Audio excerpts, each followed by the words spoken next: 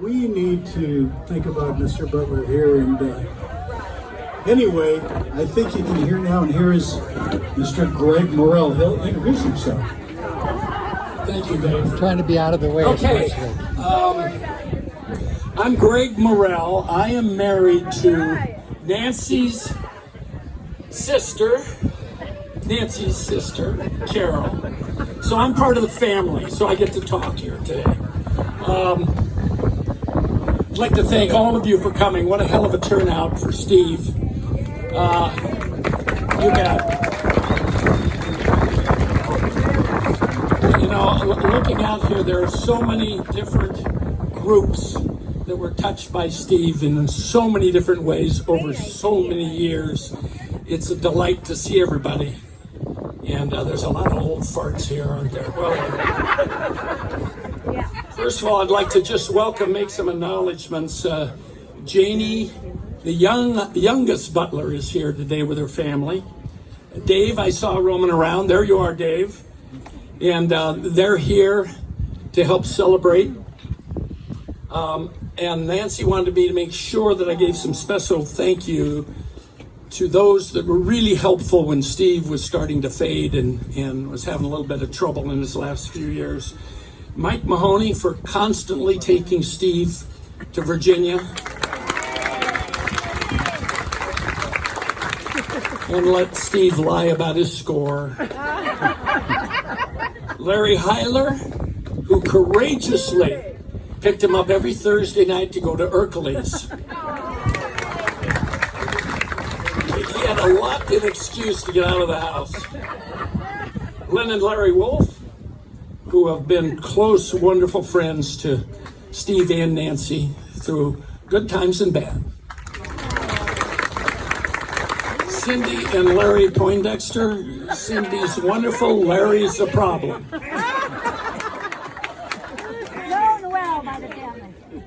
Andy, what did I say, Cindy?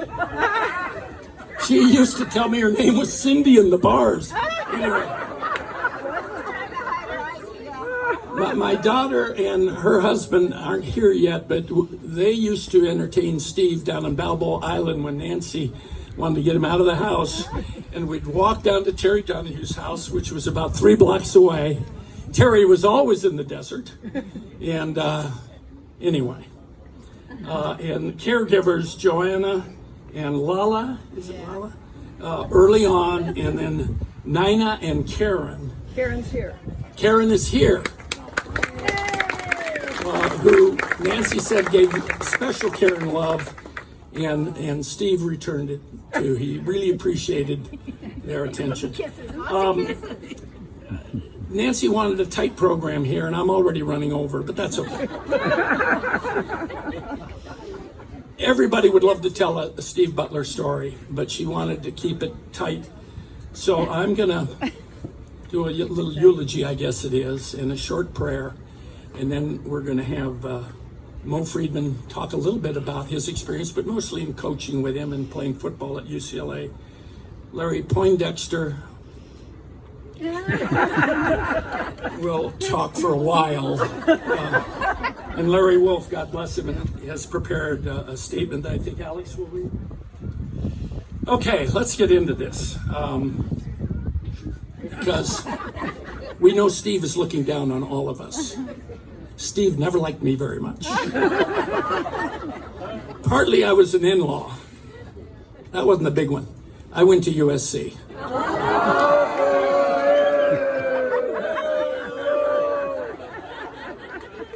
He didn't like USC people.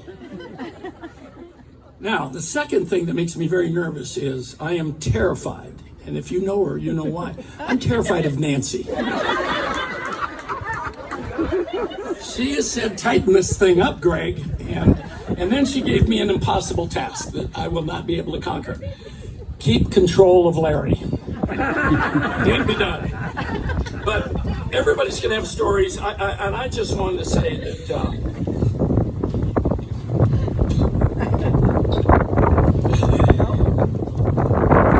okay, here we go.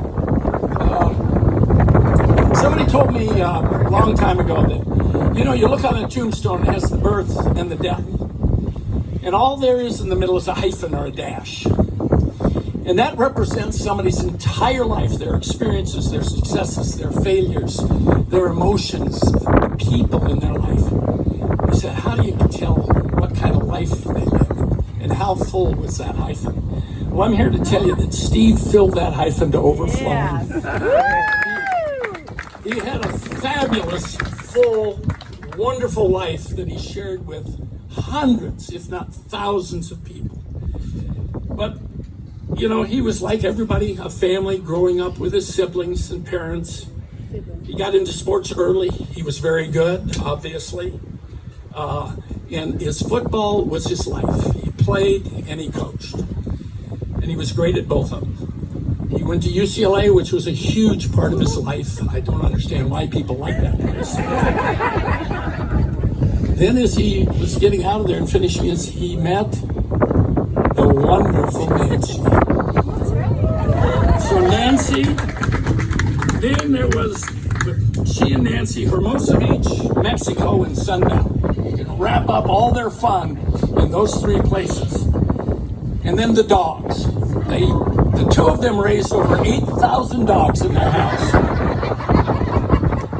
And then finally, his great love of golf that he enjoyed so much at Virginia Country Club, and I know he's well represented here with that. I could go into some stories, but Hermosa was fun, sun, volleyball, rummy tiles, La Paz, and Hercules. There's a lot of drinking going on there. But of all those things that Steve did,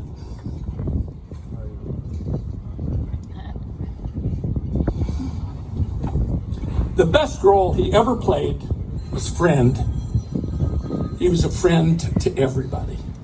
If you got to know Steve and you didn't like him, there was something wrong with you. If Steve got to know you and he didn't like you, there was definitely something wrong with you. Steve was so easy to be around, easy manner, easy laugh. A relationship with Steve was totally effortless. And he knew how to have a good time. Fishing, skiing, drinking, playing cards, doesn't matter. He had 1 million friends and 1 billion experiences with him. He was not only a great player, but a great coach. And this is a personal observation. I hated those UCLA teams, but I had to admire them. I was screaming and yelling for them when they played Michigan State in the Rose Bowl. They were the gutty little Bruins. But more than anything, I watched Steve and his friends over all those years. There was a chemistry with that friendship and that team that doesn't get recreated very often. He was a wonderful teammate. Fellow coaches loved working with him, and as he did with the players. But everything Steve touched, he was successful in that arena, and he was the common denominator. He was a great teammate, and people were drawn to him, even though he was a quiet guy. On a personal note, Sun Valley is a big part of our life, my family's life in the Butgolas. We probably spent every Christmas together for the better part of 3 decades. Our kids grew up. My daughter would have her birthday at the Warm Springs Ranch every December 19th. Steve and Nancy were almost always there. And my kids, when they were little, all the way to the end, gave him a lot of shit. And he just lapped it up and fired it back. Best friendship he ever had was with the one and only Nancy. They say it's best to marry your best friend to make it a long and good marriage. Well, Steve did it, and so did Nancy. You couldn't think of Steve without thinking of Nancy. They were a pair, a partnership, pals, teammates, soulmates, but most of all, they were friends. Like Golan. But in the game of life, Steve was way ahead. It was 60-0 in the fourth quarter, and although there were some rough plays and maybe a fumble or two in the last couple of years, Steve was a huge winner in that game of life, and we were all the beneficiaries of that friendship. We will miss the Butt Man, but we'll all see him again, I'm sure. That's it for me.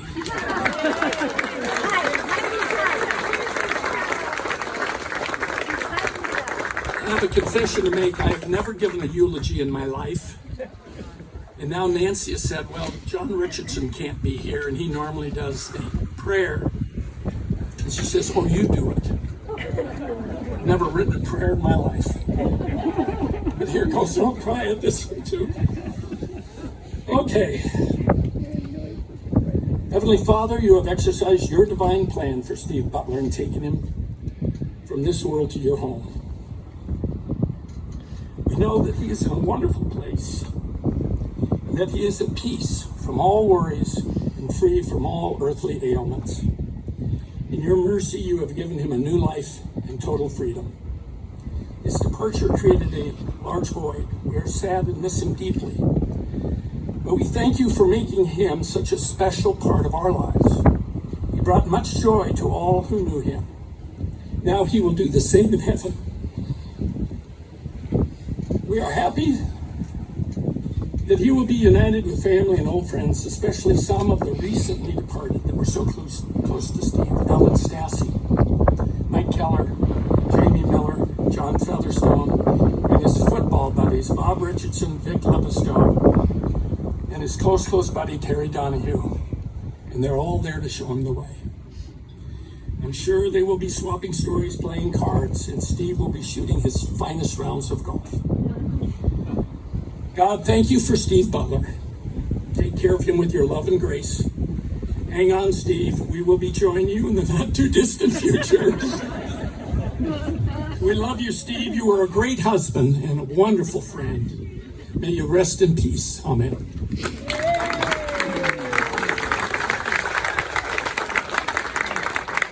Well, I hope I never have to do that again.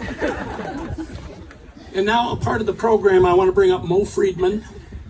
Mo played with Steve and is probably one of his very closest friends and golfing partner and fellow coach.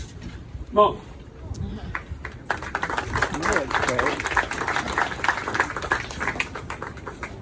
It's right behind Greg. Thanks, Greg. It's going to be hard to follow that, man.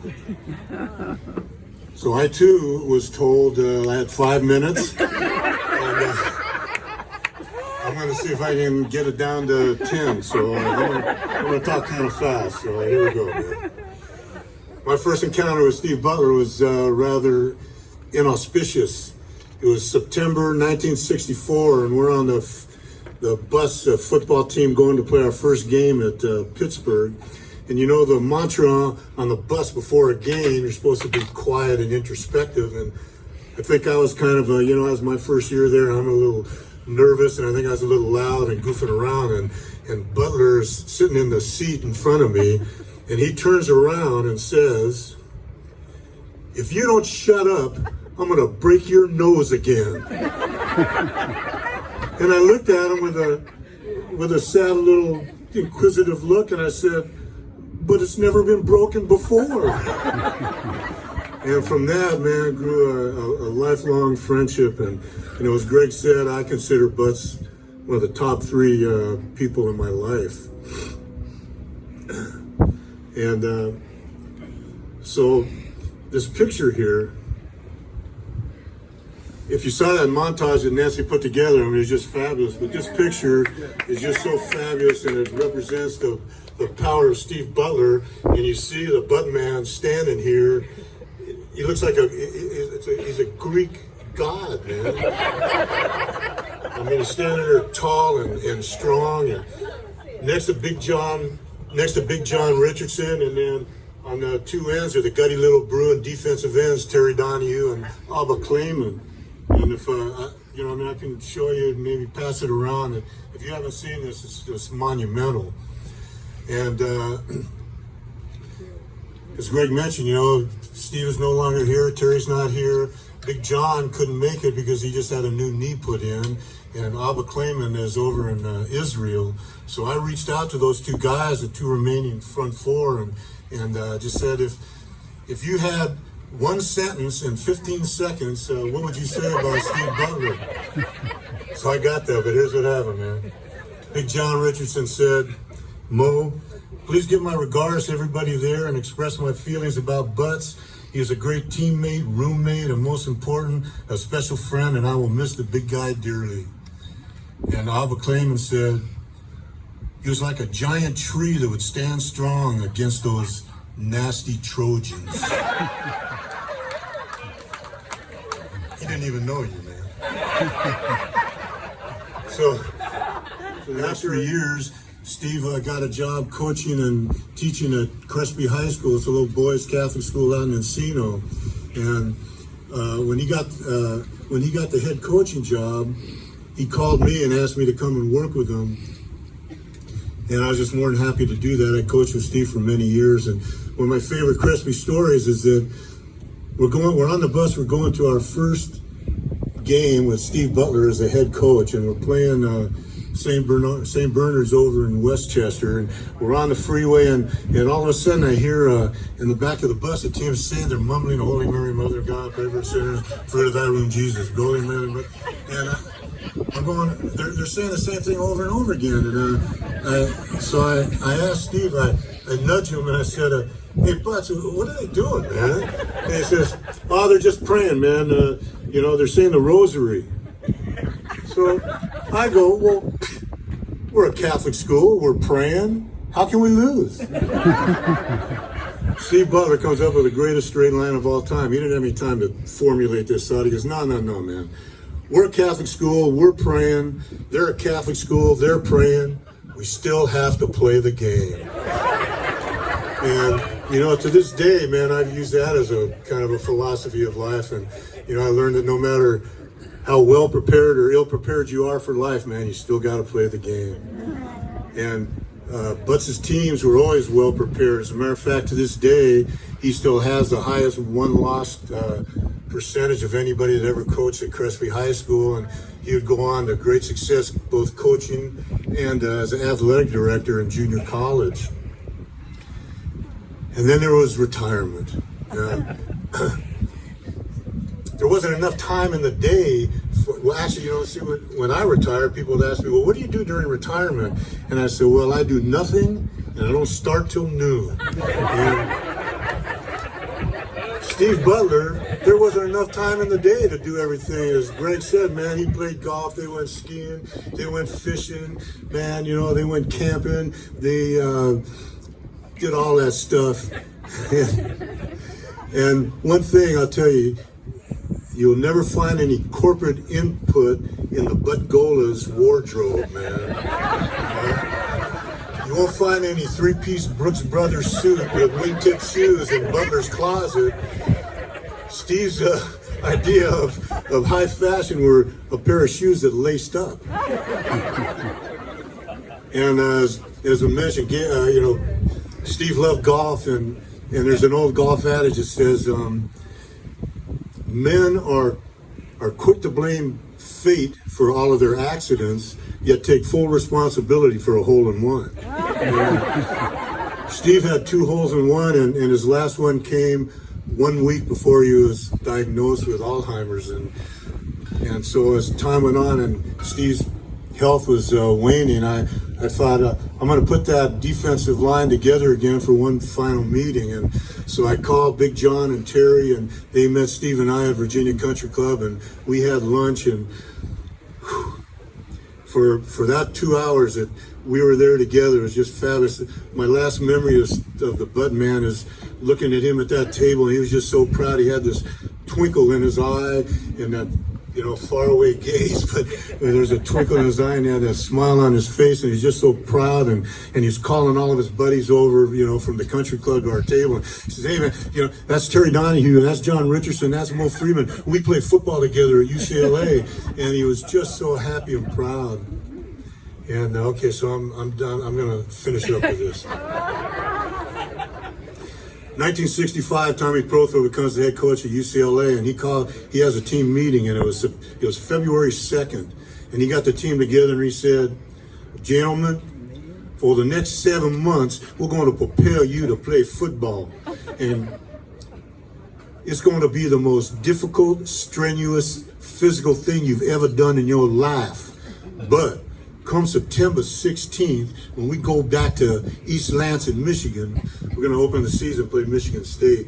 He says, but so that when we go back there on September 16th and play at East Lansing, Michigan, you're going to know that some bitch on your left and that some bitch on your right went through the same rigorous hell you did, and you'll be able to count on him. And I just remember sitting at that table with those four guys, and I've never had more strength, power, serenity, but a bunch of human beings is just the most powerful thing. And I, to this day, remember Butts with that glitter and gleam in his eye, and I'm here to say the same thing, man. Steve Butler, rest in peace. I love you, man. Go Bruins.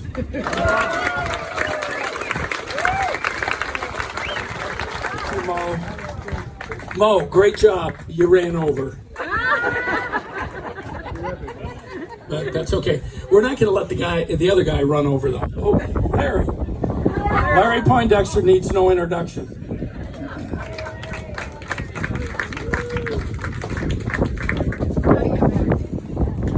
First of all, I want to thank Mr. Morrell for crying like a baby and choking up because, well, I'm not going to do that. I just want you to know that I'm wearing these dark glasses because there's a lot of pollution in the air and I don't want it to get in my eyeballs.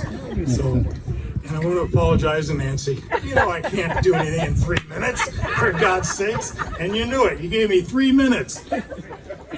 2.5. Luckily, I can throw a lot of the information away because Greg and Mo did a fabulous job there. I'm going to kind of fill in some of the details. As you look around here and you checked in, there's a lot of circles of friends that he had, and everybody. He's just. I mean, look at all the different categories of friends. A lot of them overlapping, but you know, Stephen Leonard Butler. Who in the hell knew that his name was Leonard? But I'll tell you what, he's known by a lot of other names too.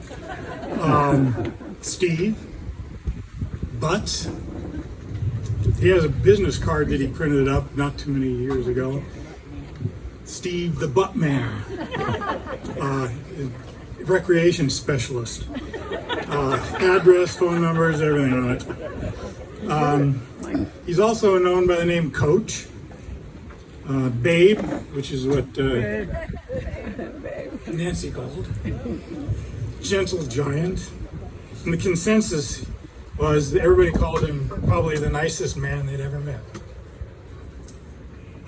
His circle of friends overlapped, and every one of them thought that his favorite was their group. That's the way he made them feel.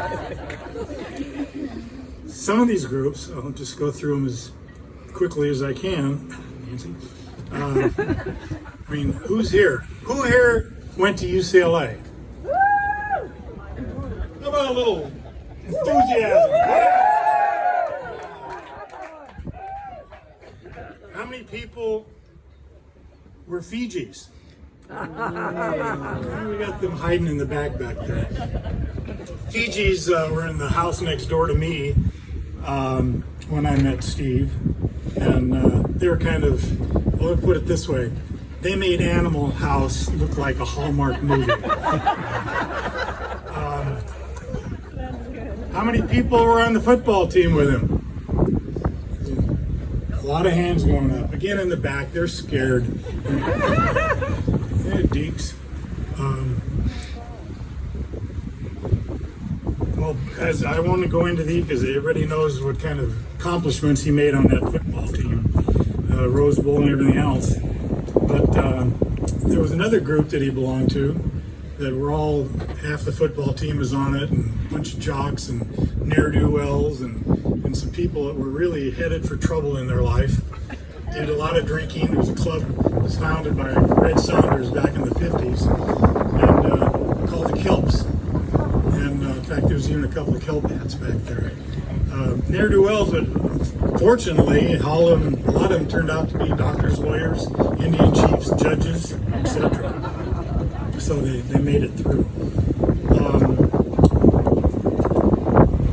another group, Club 200. We got any Club 200 boys and girls?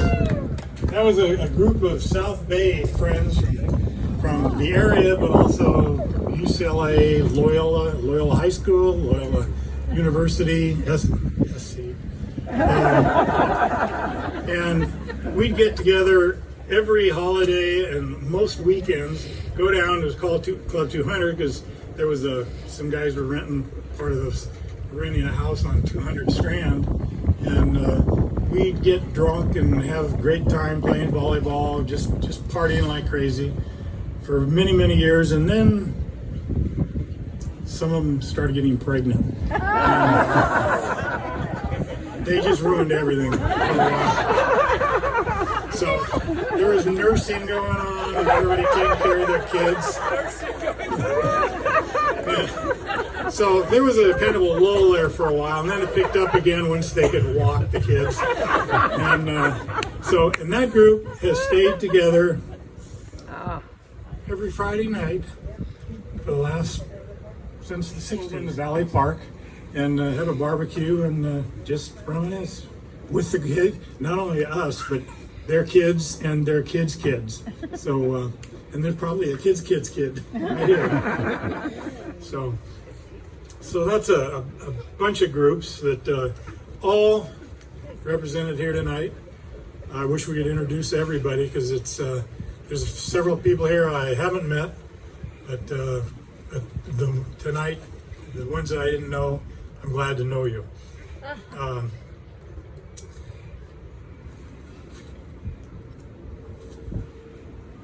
The coaching circle of his friends, he's already kind of covered it, Mo, but I can tell you he's coached so many kids in football. In fact, he also taught the women's volleyball team at I think it was West LA or Santa Monica College. He talked a lot about that. Steve did, because they were all tall as he was. But I traveled Mexico, Baja, all over the place with Steve and Nancy, and boys trips, couples trips. And I got to tell you, almost every place I've ever been, somewhere, somehow, one of his players walks up and go, Coach Butler? And he turned around and, I mean, he had so many kids, half the time this is before Alzheimer's, he didn't remember who they were, but they said, oh yeah, I played at Chris before you, and they loved him. The other gang that prevalent, and there's a few of them here tonight, is the Sun Valley Gang. Idaho! There's that guy has already spent 88 days skiing in somebody where he lives, and he's old. Anyway, the Butgolas used to go up there all the time. They rented they leased a place, or bought a place, I guess, a condo with several friends, and then they moved on and bought their own house, walking distance from the lifts, and a really nice place. And they shared it with everybody, and including us. We spent a lot of time with them. It was a dreamland for them. We went hiking, fly fishing, river rafting, golfing, consumed lots of beverages and steaks at the Pio, Pioneer Saloon, epic place. And so that's a whole nother group that loved the guy. Then there's, well represented tonight, Virginia Country Club. So they love to golf, so they actually did what other old wealthy people do. They buy a membership to an exclusive country club. So, but luckily, although they made their own new sets of friends there, and they already had quite a few, they would go traveling to golf trips with several couples to Sedona and all sorts of different golf directions, and but they always remembered who their friends were, and I got invited, and all the other people that Steve knew would get invited to share the golf club over at Virginia Country Club. So I'll end with a few facts about their life since I knew them, college to today. I met Steve when he transferred to UCLA to play football, joined the Fiji House. He met Nancy at Mom's. Anybody who went to UCLA knew who Mom's was. It was a derelict old bowling. That's right, the old BA, and they turned it into a saloon, and it was a great place to hang out. Anyway, they began dating and graduated from UCLA and started traveling together, and then they were living in sin together. I mean, living in sin. Now get this, for almost 15 years. Okay? So everybody is, all the rest of us were having babies and everything, and they were living in sin. And every time they got together with anybody, they would say, "Oh, when are you guys going to get married? Why don't you get married? You're living together." And well, secretly, Nancy and Steve, just in case it's ever needed, Nancy took out a marriage license and just filed it away and practically forgot about it. Well, fast forward till almost expiration date. We had season tickets for UCLA together, and all of our friends were all season ticket holders, and we'd always go to the UCLA SC game, of course. We would drink like crazy, because in those days you could drink at the game, before the game, and post game, and we would have a lot of fun. And post game, we lost that game in 1985 against SC, unfortunately. Hey, Burrell, do you know how to swim? Now, that was just because I've probably got a cold. The place vacates. Where was I? So, post game, we go back and still celebrate. Now, this is the Coliseum parking lot, right? 1985. And we continue to drink, and we're all stumbling down drunk, and start putting pressure on them. When are you going to get married? And she was probably drank enough that night. She pulled out a marriage certificate and said, "Well, this is about to expire." Or I think you had it with you. Said, "Our certificate's about to expire."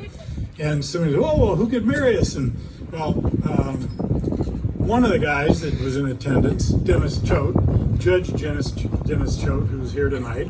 Where are you, Dennis? Okay. Anyway, turns out maybe Dennis can marry him. He's a judge. Well, he had been appointed a judge 3 days earlier. He had no idea what he was supposed to do, or even if he could marry them. But then we consulted another guy that was a Celt that was a judge, and they argued back and forth and finally decided they could do it. So they married him right there next to a keg and and beer to toast with. So we continued to have some fun, and then, of course, the reception. We had to have a formal reception. So most of us got in our cars. We were not drunk by that time. We sobered up just before we got in the cars and drove down here to Manhattan Beach to Hercules for the reception. Hey! Okay. Am I over 3.5 minutes? I've only got 2 more minutes to go. They'd had the wedding, they'd had the reception. Now they had to have their honeymoon, right? Well, because they weren't planning on getting married that night, they had to take a quick vacation, romantic honeymoon. Well, Nancy took off had a ticket to the Virgin Islands, right? Yep. She left about 3-4 days later on an airplane to the Virgin Islands. And Steve had a ticket to Costa Rica. So the next day he took off for Costa Rica to go fishing. So, We were on the plane together to Miami. oh, they flew together in Miami. Mile High Club? So, okay, so I'm almost done, folks. In the last months before Steve passed,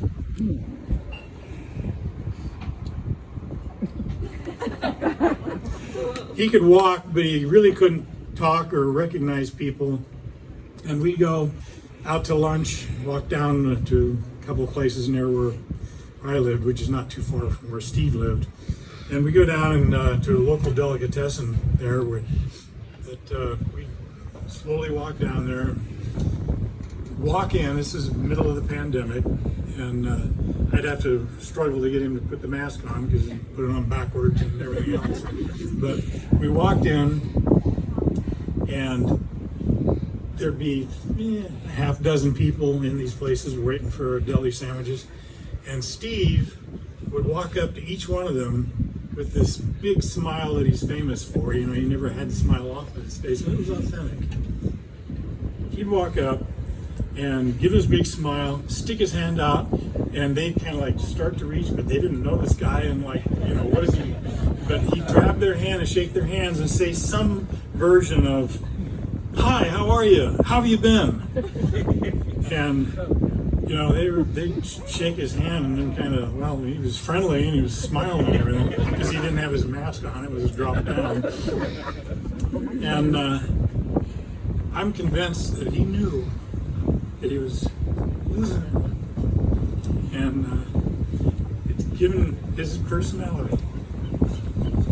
I think he was just the gentle giant, was making sure that he wasn't going to offend anybody. If there was somebody in there that he was supposed to know or had said something to him in the past, he let him know that he knew them and wanted to greet him. And he had a good life. It was very full, envious of his life. He had adventures, lots of friends, all ilks and walks, even some young ones. You know, we've lost a good one, and we're going to miss him. And my last words are, you know, I heard someone paraphrase this, and I'm sure this is paraphrasing too. Don't focus on the sadness of his passing. Be thankful that you crossed paths with him.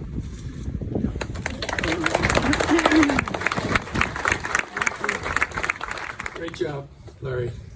I'm glad you ran over, because boy, did you run over. No, it's wonderful. Now, oh God, now I'm gonna have trouble. Larry, God bless you, you're here. And Alex, I understand you've prepared something that Larry prepared for you to give to us. Thank you. Good afternoon, everyone. My name is Alex. I'm here on behalf of my dad to say a few words. But first, I had a few words of my own I want to say. The Buck Golas and my parents have been friends as long as I can remember. What I most appreciated was no matter what age I was, he always treated me and my brother like friends. I felt lucky when I got to play golf with Steve and my dad, like I had moved up from JV to varsity for the day. Or when we would stay with Steve and Nancy at their house in Sun Valley to go skiing and sip on Irish whiskey and coffees and celebrate the holidays together. Steve was one of my parents' friends that I felt completely comfortable and accepted around. I wasn't just a kid to him. He made me feel like an equal. Like whatever was going on in my life was just as important as anyone else. Steve had a calming energy about him that was infectious. If I saw him in a crowded room, he'd be the first person I'd make my way to say hello to. Of course, it didn't hurt he was a foot taller than everyone else, which made it a lot easier to find him. He was the friendliest of giants. Every time I'd see him, he'd shake my hand and tower over me, and then he'd pull me in for a big bear hug, and it would always end with a fist bump or a couple of fake punches to the gut. I'm gonna miss you, Steve, but we'll forever cherish our friendship and the times we spent together. Love you, Butt Man.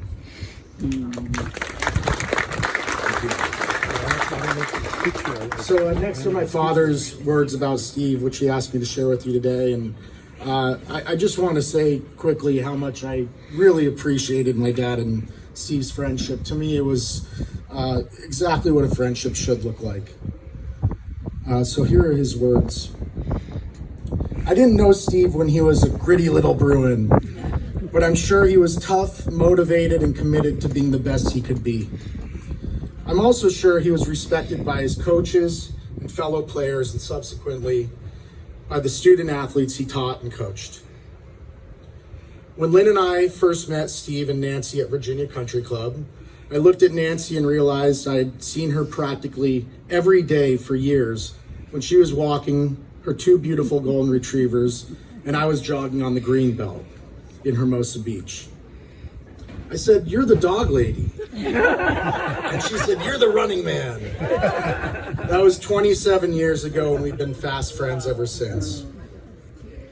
Steve was gentle, soft-spoken, even-tempered, and non-judgmental. I loved that about him.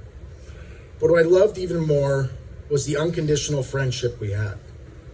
I'm sure many of you felt the same way. We could all learn from Steve about how to treat other people. The world would be a better place for it. The Buck-Golas and Wolves did a lot of fun things together. Golf, skiing, fly fishing, golf trips with other VCC couples, road trips with our dogs. We love our Goldens. Bridge, and of course, strict observance of happy hour. We had some great times. In fact, Nancy recently told me that the hospital had not put the cause of death on the certificate. I said jokingly, of course, maybe they couldn't spell tequila? Steve would have laughed at that. Years ago, after my father passed away, I picked up his ashes on the way to Virginia Country Club. Steve and I rode together that day, and after golf, we talked about how enjoyable it was. I said, "I'm sure Poppy had a great time too." Steve looked confused until I showed him the urn and the basket in the back of the golf cart. Our next stop was the grill, where we toasted my dad over a round of drinks. But man, we all miss you. I hope the courses in heaven are easier than Virginia, and that you're a scratch golfer by now. By the way, it's finally okay to use the senior tees. I love you, Butts. Thank you.